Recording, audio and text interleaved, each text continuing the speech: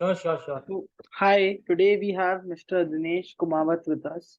He has been working as a personal banker with HDFC Bank and he handles a classic banking portfolio of 300 customers. Today we'll be speaking on the topic of basic banking services for the lower income group. So, hi, sir. Hello, good evening, Sid. How are you? I'm fine. So let's Good. start off with the questions.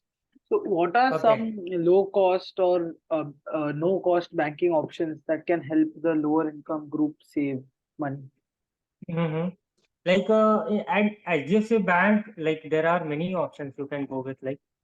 We for lower middle class group who stays in rural areas, especially in India, many people stay in rural areas. Like majority of population stays there.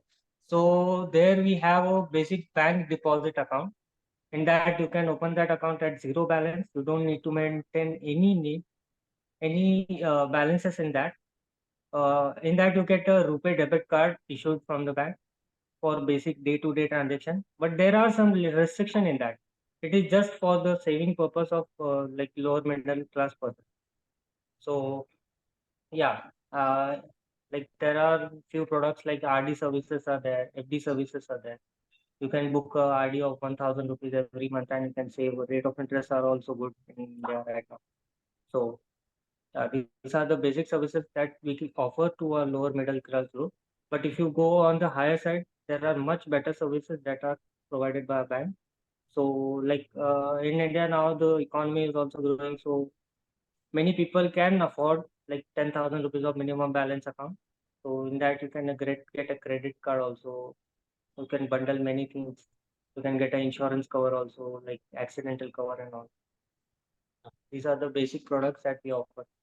Okay, so then how can they access these accounts conveniently, considering that they have Uh, limited access to technology? so as of now in India, the technical boom is like on the higher side. Okay.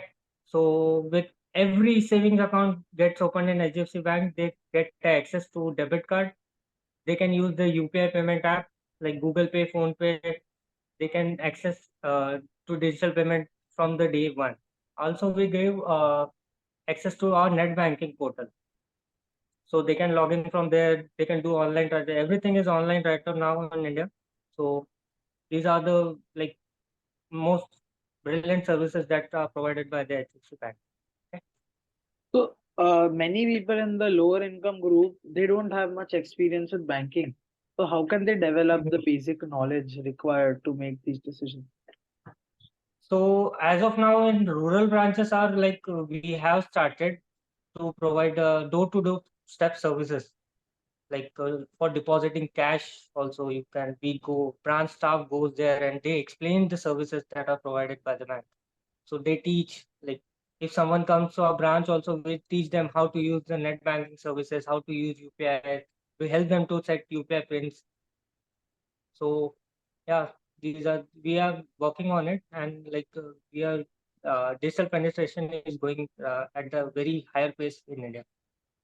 So, what are the common financial pitfalls that they should avoid? Like, they should not fall into those kind of troubles when Can they you are please looking. pardon? I'm not able to Yeah. understand your So, question. what are some of the common financial pitfalls that they should avoid? Like, how can they be on the safer side and not make wrong decisions?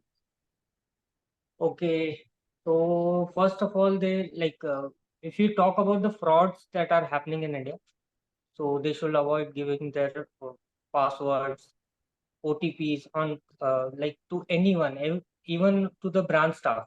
Like a branch staff will never ask you about the OTP or for your net banking password. So you should be aware about that. Never share your ATM card details. Never share your CVV to anyone. Not with your relatives. Also, you should not share that. It's your secret thing that you should save it. Okay? So, how can individuals in this group start saving with limited funds? Like, even if they're 500 rupees, how can they start saving? Uh, like for in HDFC Bank, if you log into our net bank, there is an option for mutual funds. They can start it with 100 rupees also, even 500. The basic they can do a SIP of 500. They can save money. Like the in mutual funds the returns are also very high. Like they can get more than 20 to 18% of return on that. Or like I would like to like explain you one more thing about like what we bank offer. We have a tie-up with HDFC Life, of a partner company. So they offer a ULIP program. It's similar to mutual funds only, but when you invest some funds in that, you get a life cover benefit also. Okay. Yeah. So if you, for suppose if you invested a 1 lakh rupees of amount in that, you get a life cover of 10 lakh rupees, which is the 10 times of your premium. And while investing, you can switch to the monthly mode and like invest that amount. Okay. So, what budgeting strategies can help them manage their income and expenses? Do you have any advice to give them? Like I would suggest that everyone should invest their at least 30% of income. Basically, in mutual fund, they can segregate that amount while investing. Like they can invest some amount in gold bonds or some amount in mutual fund, ULIP schemes, insurance backed guaranteed programs, FD, RD, mutual funds. They can do that. So at least a 30% amount they should invest, or else if they can push more, they can go with 50% also. Okay. So, moving on, what are some of the common credit options available for them that can be affordable?